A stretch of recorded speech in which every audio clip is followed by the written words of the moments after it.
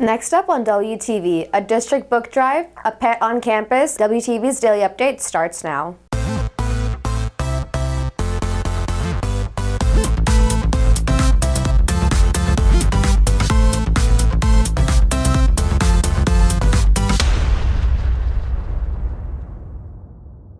Good morning, REDHAWK Nation. Today is Thursday, April 25th, and I'm Divi with today's Daily Update brought to you by Wingspan TV.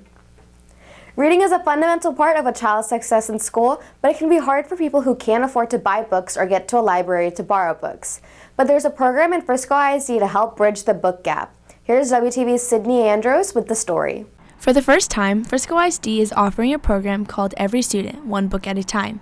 The campaign's goal is to provide approximately 3,500 books to disadvantaged students in elementary schools and Frisco ISD Early Childhood School.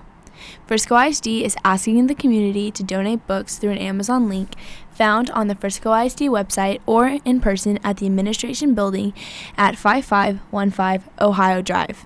A list of accepted books can also be found on Frisco ISD's website. Reporting for WTV, I'm Sydney Andros. When life gets overwhelming and people become problematic, a paw on your shoulder can be enough to soothe the soul. WTV's Stephanie Cho explains.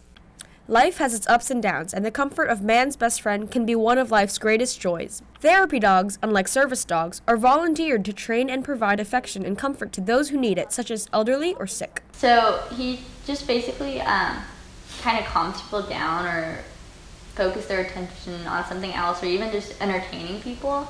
Because when we go to homes with dementia and stuff like that, it almost just entertains people, and people will recognize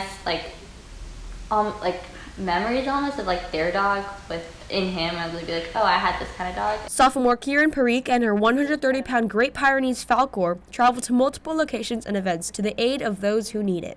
But at the moment, we just go to rehabilitation centers and homes for assisted living.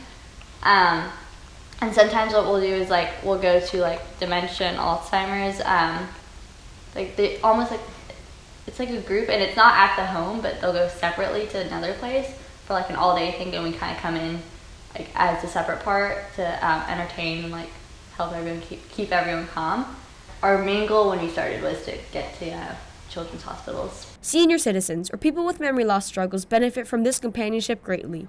Dogs, unlike people, are simpler beings, making them easy for people to open up to. Dogs have been known for listening to people because, there's no one going to be interrupting you, and they'll just kind of sit there, and it's calmer almost, just in their nature, especially when he's super calm. It just almost calms people down. When people don't really want to open up or anything, they're like, oh, I don't want to be seen weak or anything, or seen looked down upon. And so I think with the dog, it almost helps open people up to that, and that's why it's so great to have him there, that people can really be more themselves and stuff like that. Reporting for WTV, this is Stephanie Cho.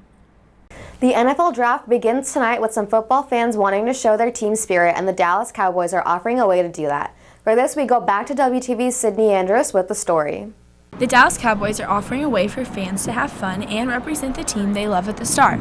Tomorrow and Saturday, fans can enjoy family-friendly activities and then participate in a 5K on Saturday where people can walk or run. There's also a virtual run, toddler dash, and kids run, allowing people of all ages to participate. The 3-day event kicks off today with different activities, including player meet and greets, as well as performances from the Dallas Cowboy cheerleaders. For more information on the 3-day event, visit the Dallas Cowboys website at dallascowboys.com/fans/draftdayparty/2019/home. Reporting for WTV, I'm Sydney Andros. On this week's edition of My Life As, WTV takes a look into the life of ice skater Sarah BOUTOUIS. I skate every Saturday for synchronized figure skating, and I try to skate a couple days of the week if I have time. I first meet up with my teammates and we do off ice, which is just walking through our programs, and then we go on ice and just run through our programs and work on stuff we need to.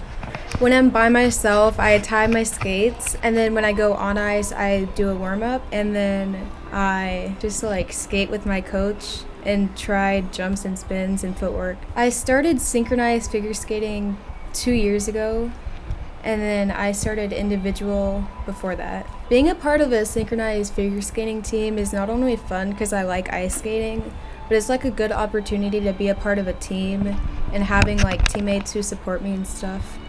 I started skating because it looked cool, because watching it on like the Olympics, like you could see like all the girls in their pretty dresses doing like jumps and spins, and it just looked really fun to me. About 2 weeks ago, I competed at nationals in Minnesota with my team. It was really fun.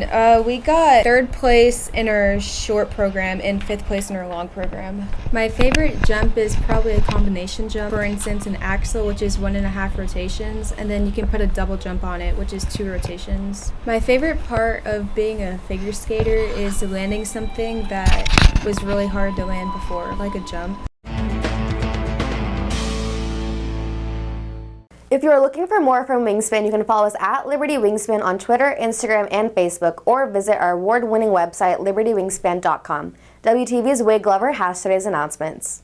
Tomorrow is High Five Friday. The theme is Avengers. Students are encouraged to wear their favorite Avengers gear. There is a REDHAWK rant tomorrow during advisory. History Club is hosting various review sessions for APUSH and WAP students. For more information and to see the full list of dates and locations, please visit libertywingspan.com. HOSA is holding a speaker session that is open to all this afternoon in the lecture hall. Speakers include registered nurse Janine Cooper and retired Baylor professor of nursing Pauline Johnson. Volunteer hours will be given to anyone who attends. The 4th annual REDHAWK Volleyball Beach Tournament is Friday, May 3rd. Scan the QR code on screen if you would like to compete.